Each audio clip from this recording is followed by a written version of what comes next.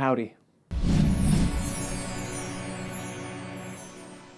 What's going on, guys? James here from Reflect the Screen, and I was blessed to see Quentin Tarantino's latest film early, Once Upon a Time in Hollywood. Man, I am pumped to talk to you guys about this film, so let's kind of hop right into it. This is the story of Rick Dalton, played by Leonardo DiCaprio, who was once a hot Western star and has since been falling off. His stunt double and best friend Cliff, played by Brad Pitt, is also a thing of the past in Hollywood. All of this takes place in the late 60s, right around the time of Sharon Tate's rise to fame and Charles Manson's, weird stuff.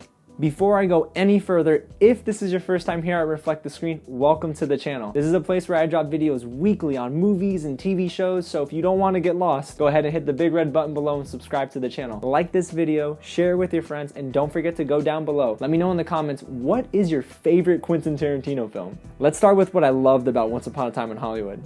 Two things, actually. Leonardo DiCaprio and Brad Pitt. Oh my goodness, both of them are fantastic on screen. Their chemistry is A1, and every scene is just like two friends hanging out, you know? It felt so natural to me. Yes, there's a villainous scene with Leonardo DiCaprio, think Django Unchained vibes. And yeah, there's one with Brad Pitt, he laid down the law. Let's say he forced someone to change his car tire. And yes, there's also a scene with him shirtless, and admittedly, it made me want to go to the gym. I really loved what Quentin Tarantino did with the Western vibe. Howdy.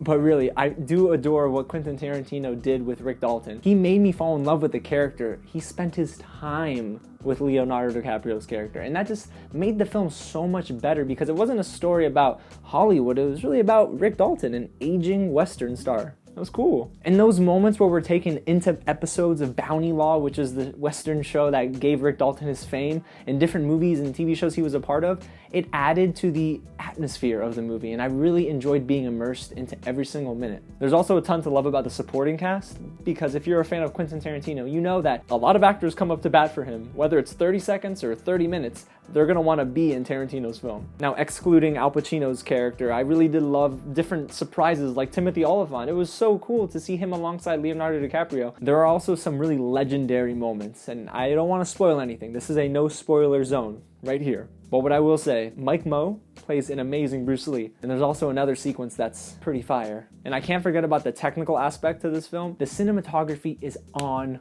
point, y'all. It's so good. Robert Richardson is the guy behind the lens, and I honestly think that he's done every single Quentin Tarantino film as a cinematographer. I might be wrong, but this guy is so amazing, and he's the reason why I think I fell in love with the aesthetic of the film. The late 60s, Los Angeles, everything that was captured on that lens, it was golden. Okay, so hold your pitchforks. There are some things that I felt like this movie missed the mark on. Throughout the film, I really did feel Margot Robbie was involved in less and less meaningful moments. I was just hoping for more. Every little scene she was in, she did great in. So as the movie kept going on, I felt, boy, is the film just forgetting about Margot Robbie? It stinks because she is a central character to the plot, but she doesn't really get a lot of screen time. Now, there are two ways to judge Once Upon a Time in Hollywood. The first way is this a good film on its own? And the answer is yes, absolutely. This is a really good movie. The second way to judge Once Upon a Time in Hollywood is, does this film hold up against his other body of work? And when you look at Tarantino's film list, you know, Django Unchained, Reservoir Dogs, even Pulp Fiction, which is a favorite for many,